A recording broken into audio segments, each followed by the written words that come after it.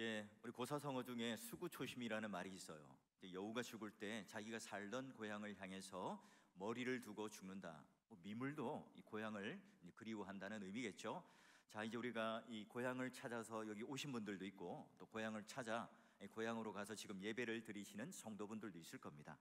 북새통을 이루는 이 귀향길 또는 이 귀경길에 안전사고가 나지 않고 또 은혜롭게 또 우리 가족들과 함께 또 정을 나누고 또 담소를 나누는 그간 나누지 못했던 이야기들 참 나누시고, 또 많은 그런 심령의 회복을 받으시고 또 오가는 발걸음이 안전하게 되도록 함께 또 기도하겠습니다. 여러분, 우리 교회라고 하는 것은 이렇게 이제 다양한 구성원들이 모여 있는 공동체죠.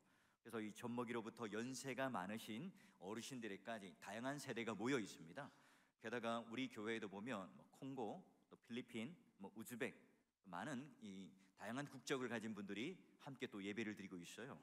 게다가 부자인 분들, 가난한 자들, 또 홀로 되신 분들, 또는 가정이 있는 분, 또 남자, 여자, 다양한 그런 또 계층의 사람들과 다양한 문화와 또 다양한 관습을 가진 사람들의 모임이 있어요.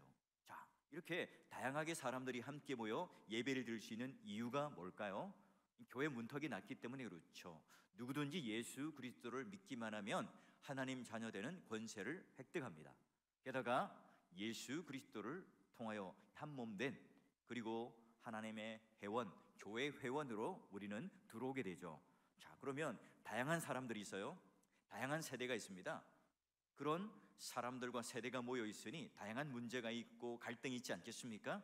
그러면 이 디모데가 에베소 교회를 목양하고 있는 이때에도 얼마나 다양한 인종들과 다양한 문제들과 다양한 갈등과 사건이 있었겠어요. 자, 이럴 때 특별히 그가 이제 젊은 영적 지도자로서 성도들이 잘못을 했거나 성도들이 이 권면하고 신방을 해야 될 때 어떻게 대해야 되는가? 자, 이걸 지금 이제 바울이 디모데에게 가르쳐 주려고 해요. 이 바울은 책상에 앉아서 이 고민만 하는 학자가 아니었어요. 수많은 그 현장의 경험을 통해서 다양한 이 경험들을 실제적으로 적용하고 가르쳐 주는 지도자이기도 했죠. 그러니 지금 이 디모데전서 5장에는 노인과 젊은이, 그리고 과부, 그리고 부자와 또 가난한 자, 그리고 종과 또 주인의 이 관계들을 이야기를 하면서 어떻게 다양한 이 성도들을 대하고 권면하고 신방할 것인가, 이 지침을, 이 권면을 해주는 내용이 바로 디모데전서 5장과 6장의 말씀이에요. 자, 그러면 교회 내에 문제가 발생했어요. 갈등이 생겼습니다. 또 그들을 향하여 권면하고 신방해야 될 때 어떻게 해야 되느냐, 그들을 어떻게 대해야 되느냐, 그 사람들을 어떻게 규정을 하고 있느냐. 자, 먼저 이 말씀을 보니까 1절과 2절에 자, 늙은이를 꾸짖지 말고 권하되 아버지에게 하듯하며 젊은이에게는 형제에게 하듯하고 늙은 여자에게는 어머니에게 하듯하며 젊은 여자에게는 온전히 깨끗함으로 자매에게 하듯하라. 여러분, 에게 하듯하라, 이걸 몇 번 반복합니까? 4번 반복하죠. 한마디로 아버지, 어머니, 형제, 자매에게 대하듯, 즉 가족에게 대하듯 대하라, 이 말이에요. 그러니 여러분, 우리 모두가 함께 예배드리는 이 자리에도 앞뒤 좌우로 계신 모든 분들이 오늘 하나님께서 우리를 귀히 여겨주시는 가족이라고 하는 사실, 여러분 귀하게 여겨져야 되는 가족이라는 것을 지금 먼저 바울은 강조합니다. 자, 여러분 저를 따라 한번 해보실까요? 가족이 되어주셔서 감사합니다. 예수 그리스도를 머리로, 우리를 몸으로, 또는 산돌, 성령의 전, 그리고 다양한 그런 함께 지어져가는 집이라고 하는 비유를 들어서 바울은 교회를 규정하고 교회의 비유를 들어 설명을 합니다. 저는 개인적으로 교회를 설명할 때 가장 합당하고 마음에 드는, 동의가 되는 그 비유가 뭐냐? 하나님의 권속입니다. 바로 하나님의 가족이라는 비유가 가장 저에게는 마음에 와닿습니다. 자, 그래서 바울은요 이미 디모데전서 3장 15절에 뭐라고 말했습니까? 교회란 이 집은 살아계신 하나님의 교회요 진리와 기둥의 터니라. 교회는 뭐라고 해요? 살아계신 하나님의 집인데, 그냥 집은 건물이 아니라 가족이라는 의미예요. 교회는 그냥 내 집, 내 가족이 아니라 교회는 누구예요? 하나님의 집이고 예수 그리스도의 피로 값주고 사셔서 우리 모두를 하나님의 가족 안으로 묶으셨어요. 그러니 우리를 가족으로 부르신 분이 누구죠? 하나님이세요. 우리를 하나님의 가족으로 계획하시고 인정하시고 불러주시고 예수 그리스도 안에서 한 가족으로 삼아주신 분이, 그걸 우리들 가운데 적용해 주신 분이 바로 성령 하나님이고 예수 그리스도죠. 그러니 여러분, 마가복음 3장에 보면 예수님께서 예루살렘에 가죠. 그래서 잃어버려요. 가족들이 어디 있는가 찾고 또 이야기할 때 과연 우리의 혈육은, 우리의 가족은 누구인가? 이 사람들은 혈연 관계에 맺혀 그 관계 속에 있는 사람만 가족이라고 생각을 했잖아요. 근데 예수님께서 뭐라고 반문하시죠? 아니다, 하나님 뜻대로 행하는 자야 진짜 가족이란다 말씀하세요. 우리는 그냥 가족이 아니라 뭐예요? 하나님 안에, 주님 안에서 가족이에요. 아버지가 있죠, 어머니가 있습니다, 형제가 있고 자매가 있어요. 그 한 가족이 있는데 그 가족의 중심이 누구예요? 아버지 하나님이세요. 그 하나님이 중심이 되셔서 하나님께서 원하시는 일, 하나님께서 원하시는 뜻, 그 뜻대로 함께 모여 있고 함께 일을 하고 함께 울고 함께 우는 곳이 어디입니까? 교회입니다. 교회는 그래서 한 가족으로서 세상과는 전혀 다른 방식으로 살아가는 곳, 전혀 다른 방식으로 존재하는 곳이 어디예요? 교회입니다. 교회 안에는 양육도 있고 전도도 하고 선교도 하고 구제도 하고 교육도 하고 수많은 일들을 해요. 그런데 이 교회가 마치 이 교회가 가족을 대하듯 하지 않고요, 그 관계가 완전히 깨어져 버린 채 이 세상의 회사처럼 직장처럼 또는 뭐 병원처럼 군대처럼 굴러간다면 어떻게 될까요?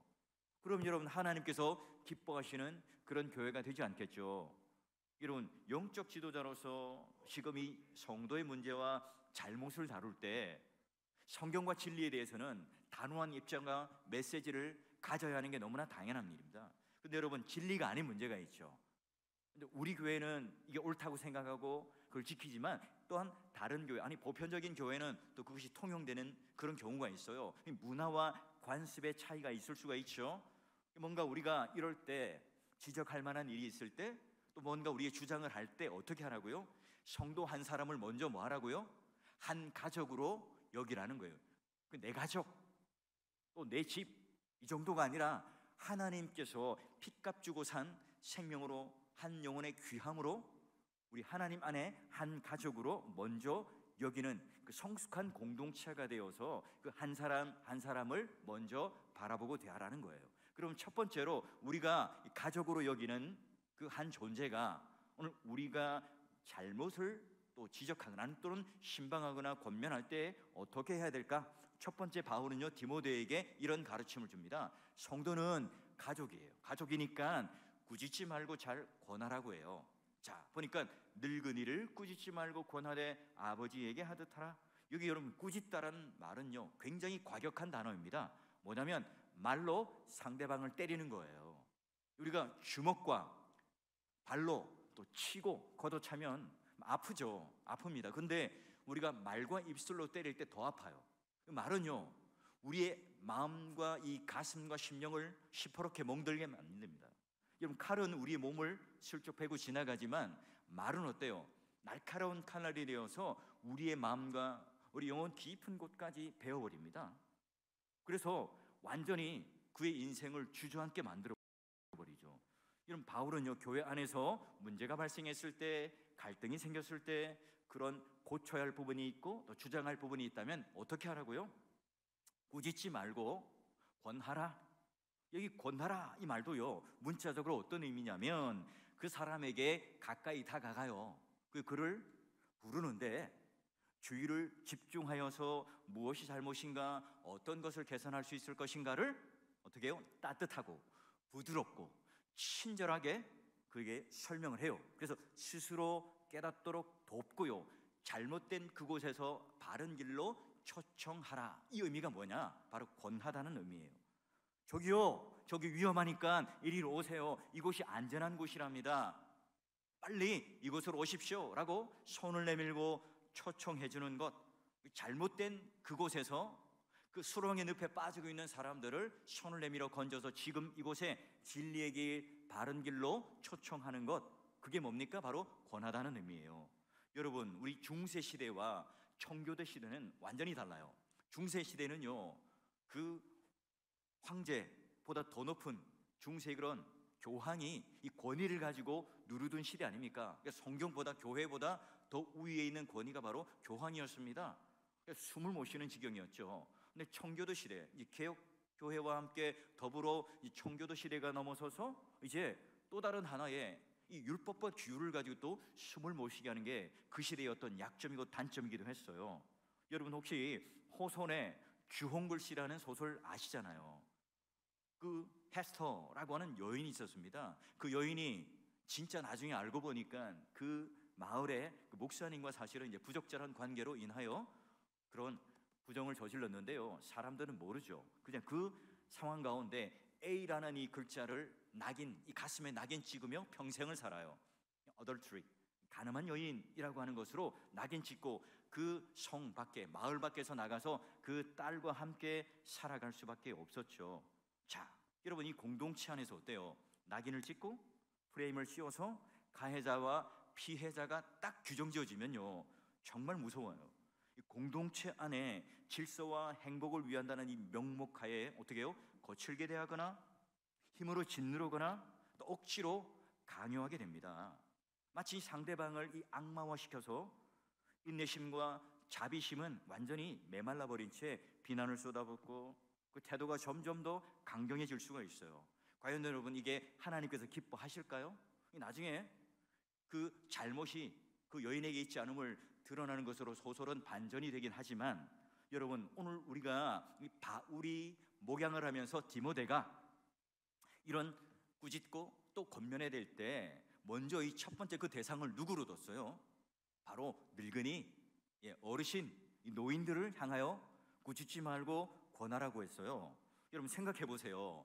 왜 바울이 이 디모데에게 그 대상을 첫 번째로 늙은이라고 했을까요? 디모데는 지금 나이가 어려요.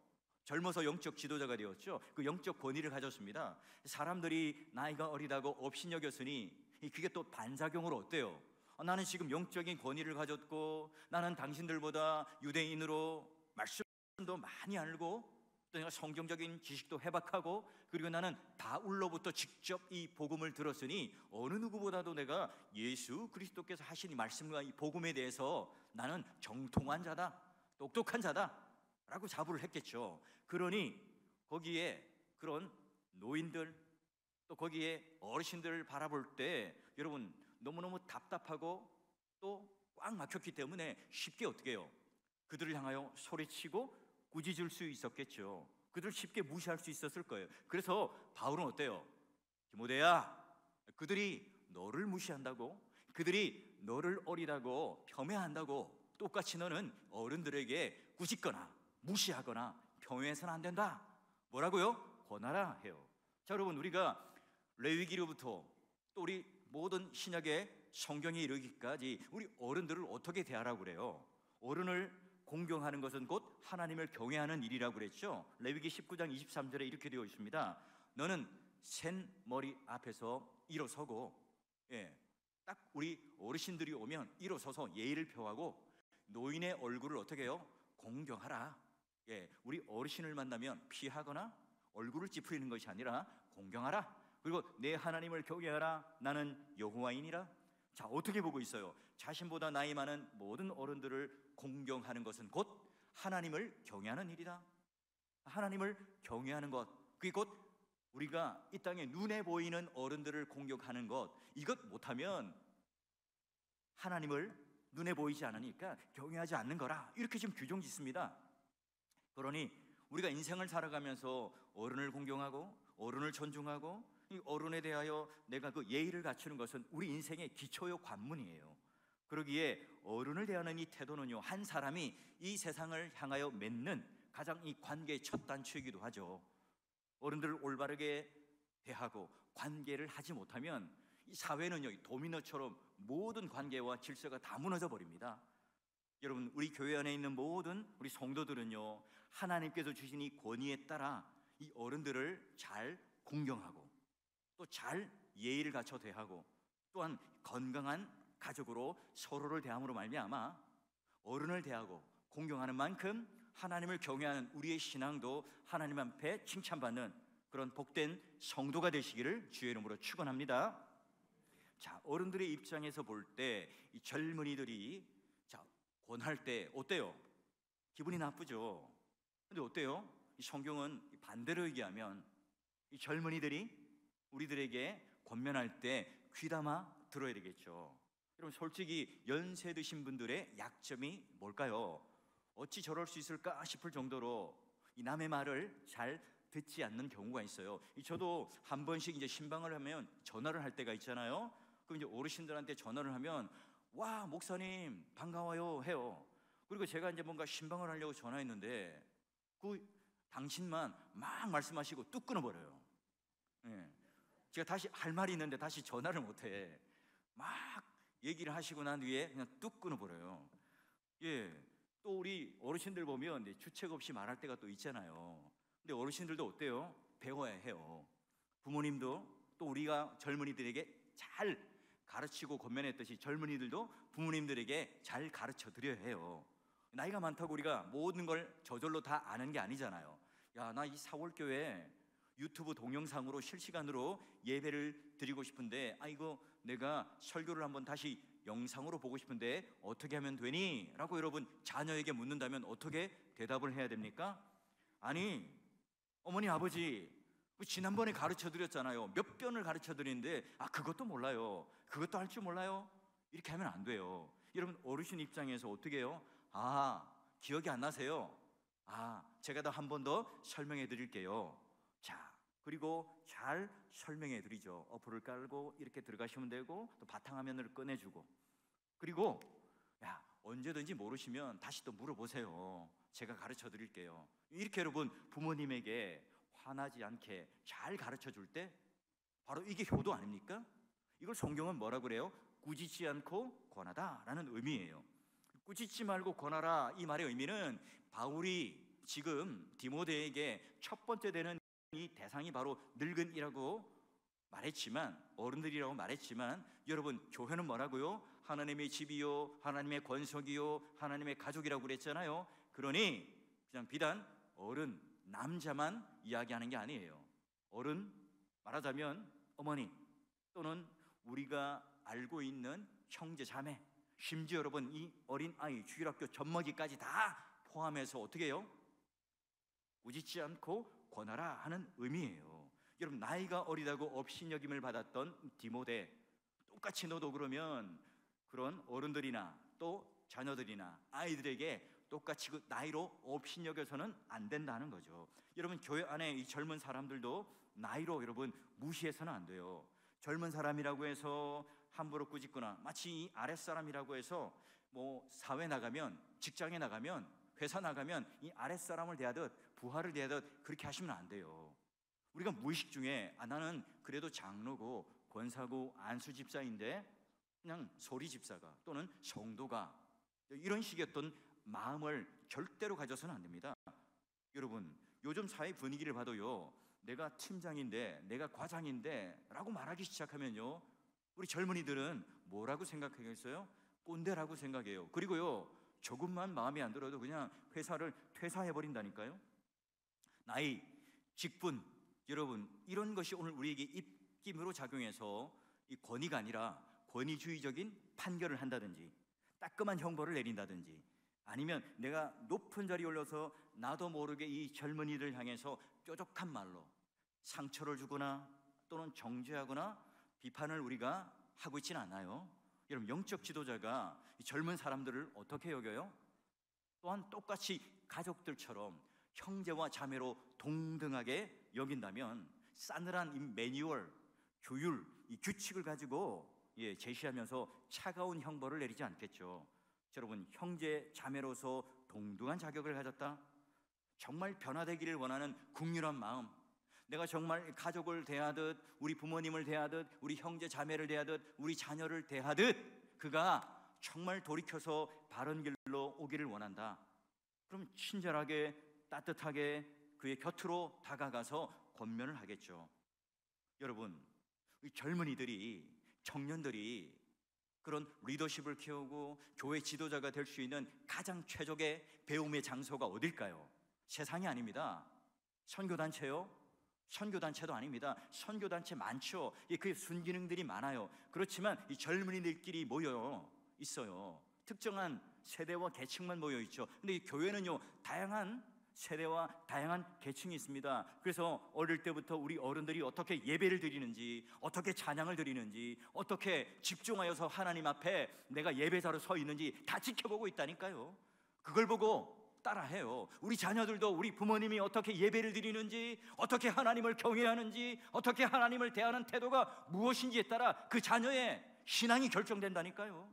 내가 싸늘한데 우리 자녀가 신앙을 가지겠어요? 내가 받은 은혜가 없는데 우리 자녀들이 함께 그 신앙의 은혜를 누리며 살아가겠습니까? 그렇죠. 우리 청년들이, 우리 젊은이들도 마찬가지입니다. 좋은 그런 믿음의 선배들의 신앙의 본을 따라 그걸 배울 때 우리 자녀들도, 우리 청년들도, 우리 젊은 세대들도 하나님 앞에 건강한 교회 지도자로 설 수 있겠죠. 그래요. 그러기에 그런 선배들의, 믿음의 선배들의 사랑과 희생과 지지와 이 따뜻한 권면을 받으며 자라난 이 젊은이들은요, 교회 안에 너무너무 건강한 교회 지도자가 되어서 이 다음 세대를 책임질 수 있는 그런 또 어른들로 그들이 자라게 되겠죠. 그럼 여러분, 우리가 어떻게 하면 젊은이들은 어른들에게 따뜻한 권면을 할 수 있고, 어떻게 하면 우리가 어른들은 이 젊은이들에게 형제와 자매로 동등하게 여기며 따뜻하게 권면을 할 수 있을까요?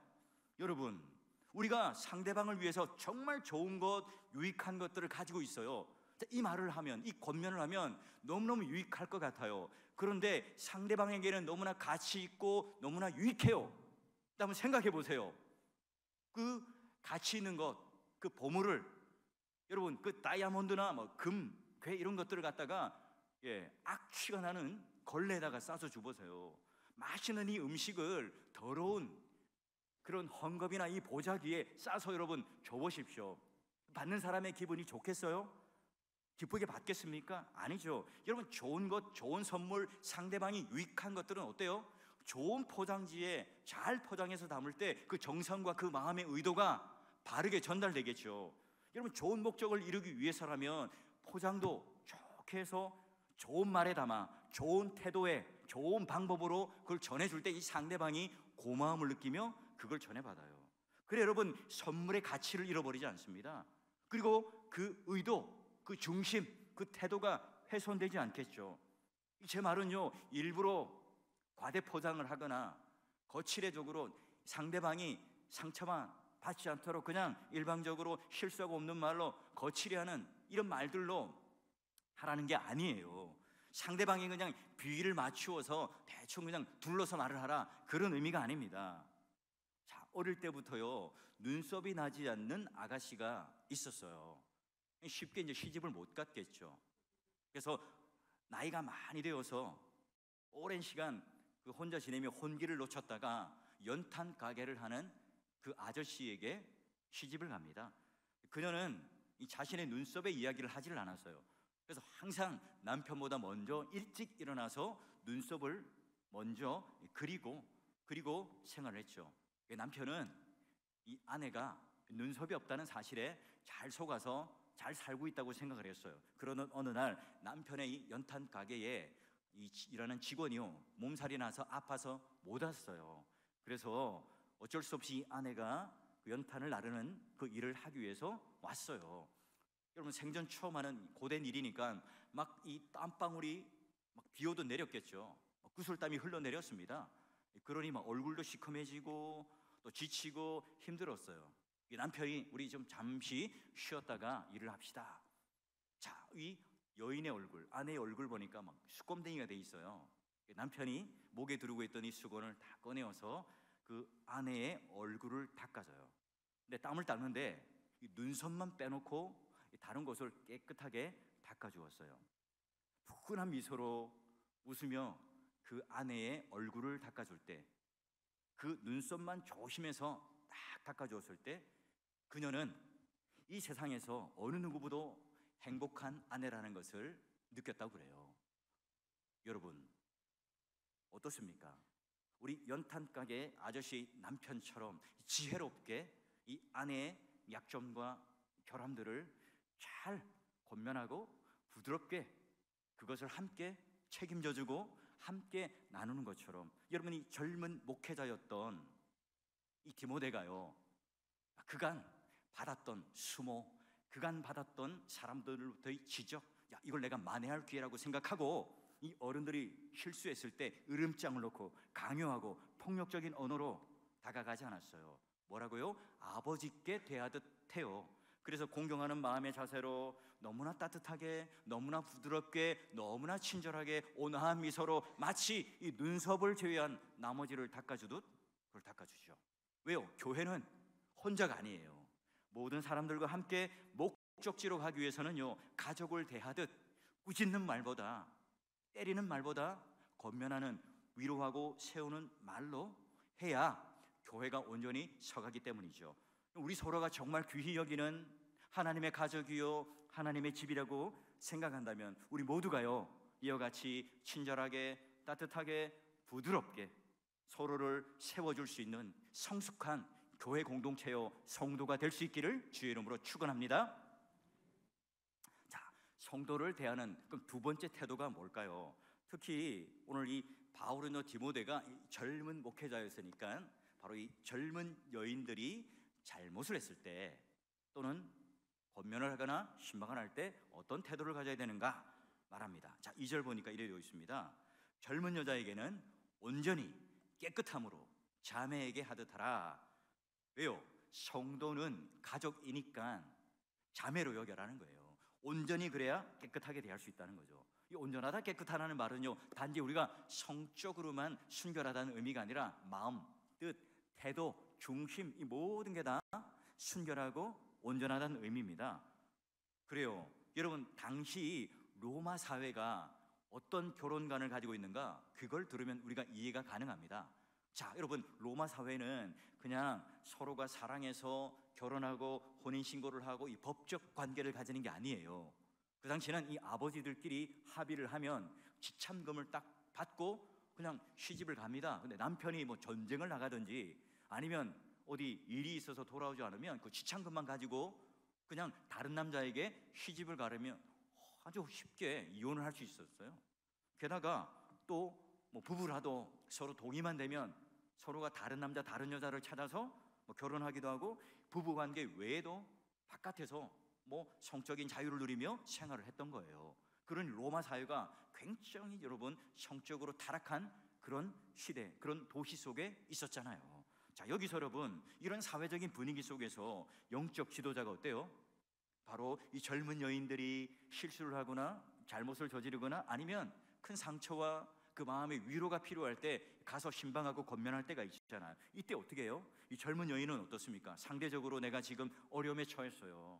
그리고 내가 상대적으로 이 죄를 지었기 때문에 심리적인 이 위축감을 가지고 있겠죠. 이때 그 여인에게 영적 지도자가 딱 나타나서 따뜻하게 권면하고 말씀으로 위로해주고 회복을 시켜줍니다. 자, 그럴 때 마치 이 얼어붙어 있던 이 마음이 눈 녹듯 녹아지게 되겠죠.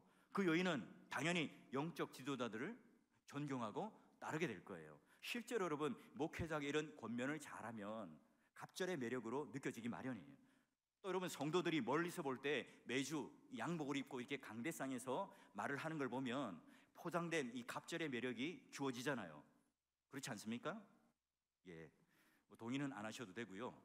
이걸 영적 지도자가 쉽게 악용할 수 있는 거예요. 내가 어려운 상황에서 젊은 여인을 내가 잘 권면하고 신방하고 도와줘서 그녀가 회복되었다. 이 젊은 여인도 나를 잘 따르고 나를 존경하고 또 나를 위해주는 마음이 있으니 야, 그래서 내가 무언가를 취할 수 있고 내가 탁월한 이 권면 때문에 그가 돌이켰기 때문에 다시 회복되었기 때문에 내 공로다, 내 실력이다, 이렇게 착각에 빠질 수가 있어요. 여러분 가까이 있는 남편을 비교해 볼 때, 자, 목회자와 비교할 때 좀 더 나아 볼 수가 있어요. 그럼 제 아내에게 한번 물어보십시오. 와, 목사님과 같은 분과 살아서 얼마나 좋으시겠어요? 이렇게 물어보신다면 제 아내는 어떻게 대답할까요? 네, 남의 속도 잘 모르시는군요. 한번 같이 살아보세요. 라고 말할 거예요.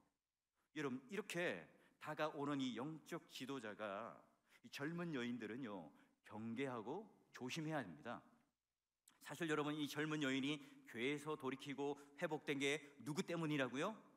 그 영적 지도자가 잘 권면하고 실력이 있기 때문이 아니라 하나님 은혜 때문에 가능한 일이죠. 목회자의 탁월함이라고 여러분 생각해서는 안 돼요. 영적 지도자가 이런 하나님의 은혜를 어떻게 해요? 망각해버리게 되면 그 모든 이 권면, 회복, 이게 나에게 공로가 있다고 착각하게 돼요. 이때 여러분, 내 마음에 뭔가 보상의 심리가 생겨요.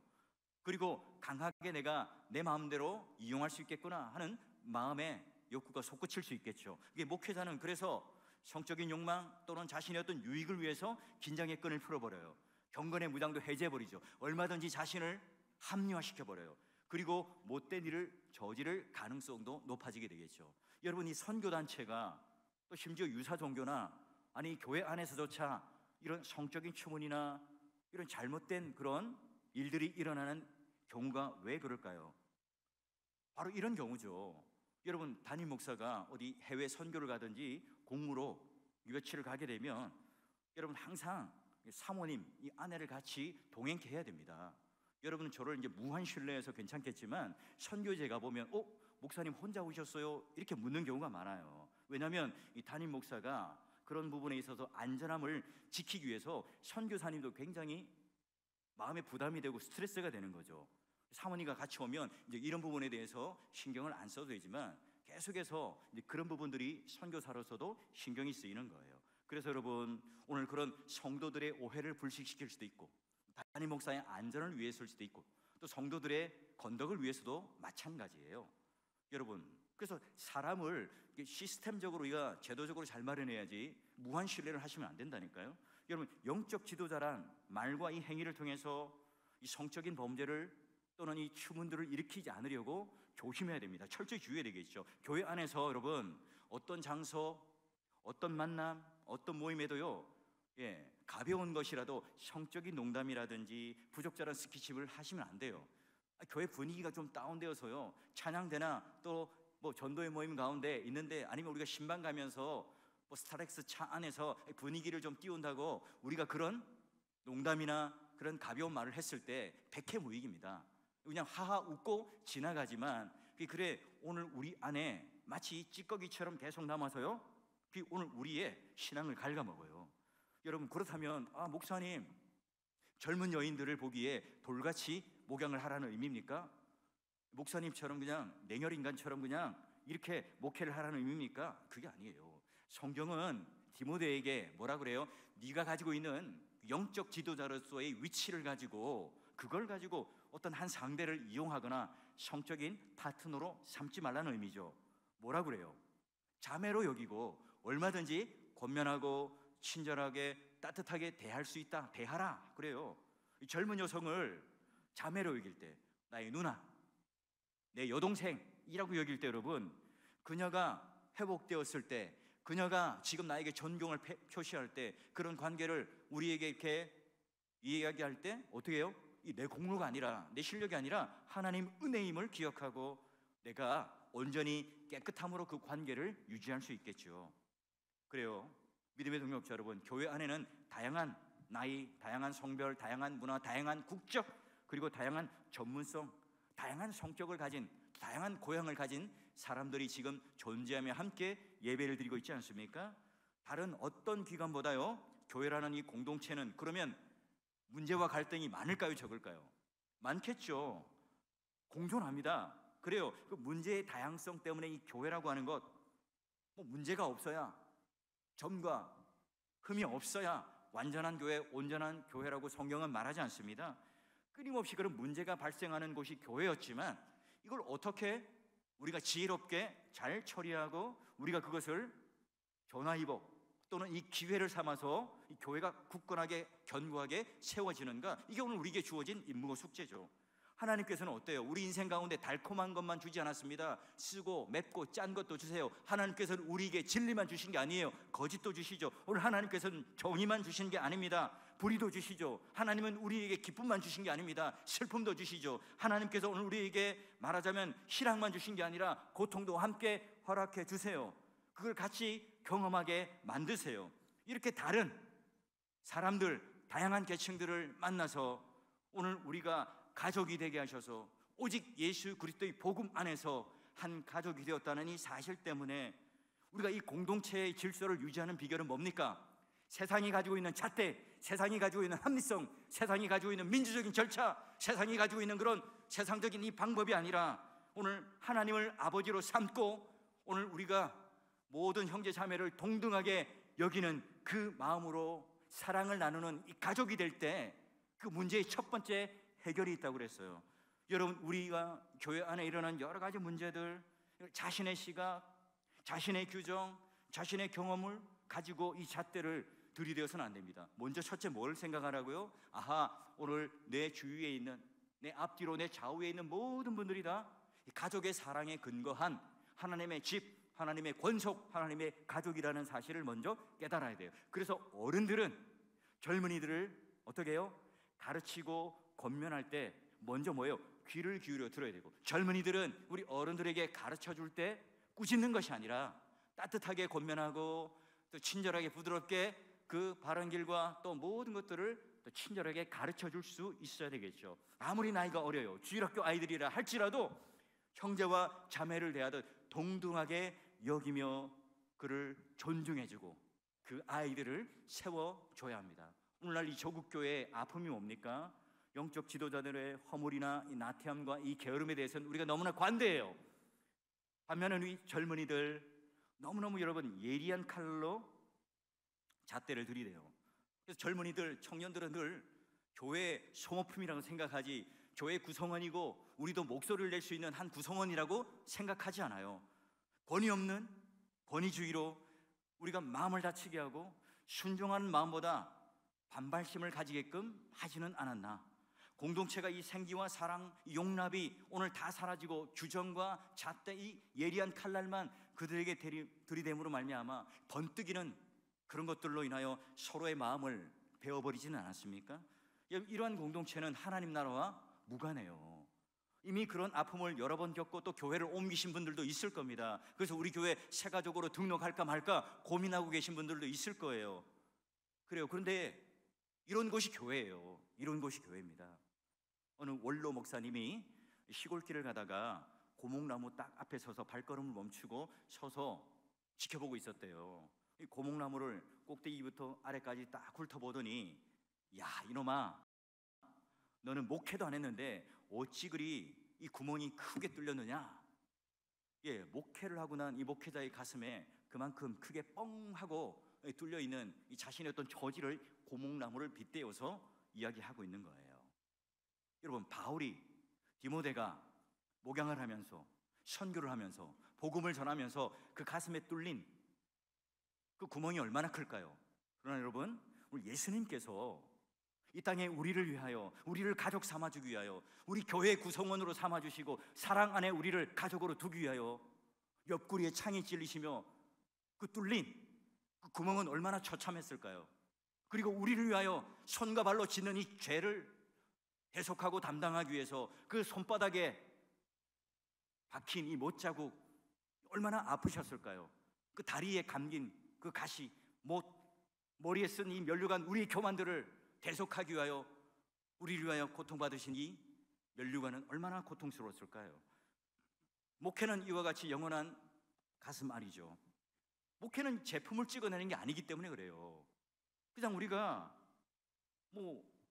제품을 만들다 불량품이 났어요. 폐기 처분하면 됩니다. 도자기를 만드는 분들 보니까 조금만 흠이 나거나 마음에 안 들면 망치로 탁 하고 깨버리더라고요. 아깝더라고요. 근데 목회는 그렇지 않죠. 한 영혼에 대하여 끝까지 참고 보듬고 회복할 때까지 끌어안고 기다려야 하기 때문에 가슴 앓이에요. 우리 중에도 여러분 목회자의 길을 걷고 있는 자녀를 둔 부모님들이 많죠. 노심초사 기도하는 것 아닙니까? 그래요. 여러분, 이 교역자들이, 젊은이들이 나의 형제고 나의 자매라고 그러면 좀 더 사랑하고 좀 더 아껴주시면 이게 더 좋겠죠. 그들의 경제적인 생활이 어렵지는 않은지, 정말 환경 속에 목양을 하고 있지는 않는지, 우리 교회가 그런 일들을 잘 보듬고 목양을 잘 할 수 있도록 우리가 배려를 하고 있는지, 이걸 한 번쯤 물어보고 한 번쯤 고민해 보면 좋겠어요. 여러분, 생텍쥐베리의 어린 왕자에 나오는 한 대목인데요. 내 장미꽃을 그렇게 소중하게 만든 것은 그 꽃을 위해서 네가 소비한 시간이란다. 이걸 좀 우리식으로 바꿔보면, 우리를 그렇게 소중하게 만든 것은 우리를 위해 희생하신 주님의 생명과 사랑 때문이란다. 믿음의 동역자 여러분, 구원받은 한 사람의 가치는 자신의 모든 것을 희생하여 십자가에 내어주신, 그 생명을 내어주신 그 생명이라는 가치가 있기 때문에 우리가 이 가족으로서의 가치가 있어요. 만세전에 우리를 택하여 주셔서 우리를 구원하여 주셨는데, 하나님의 형상, 하나님 모양대로 우리를 불러주신 정말 고귀한 보물이 우리 옆에 함께 예배드리는 성도라는 사실이에요. 모든 성도들을 이렇게 가족으로 우리가 귀히 여길 수 있다면 나의 말과 나의 행동과 나의 태도가 달라질 수 있겠죠. 모두가 이 세상과는 전혀 다른 교회만 가지고 있는 하나님의 질서와 하나님의 나라의 이 가족됨이 오늘 우리가 느끼고 회복하고, 또 그걸 통해서 하나님을 인격적으로 만날 수 있다면, 이 바로 교회를 찾는 이유고 하나님께서 오늘 우리를 교회를 존재케 하는 이유가 되겠죠. 여러분, 젖먹이로부터 아브라함의 한나의 모든 세대에 이르기까지 오늘 바울이 디모데에게 줬던 두 가지 가족같이 대하는 원칙: 꾸짖지 말고 권하라, 그리고 온전함으로 깨끗함으로 대하라. 서로 사랑하고 이 하나님의 집으로, 하나님의 권속으로, 하나님의 가족으로 귀히 여겨주는 건강한 성도가 되어서 이 두 가지의 건강한 지침을 우리가 꼭 붙들고 하나님의 가족으로, 문제가 없는 게 아니라 문제를 잘 해결하고 뛰어넘는 그 모든 이 문제들을 기회로 삼고 전화위복 삼아서 다시 한번 하나님이 기뻐하시는 교회, 하나님께서 칭찬하시는 교회, 또는 하나님의 가족으로 건강하게 서가는 우리 사월교회 성도들이 되기를 성부와 성자와 성령의 이름으로 간절히 축원합니다.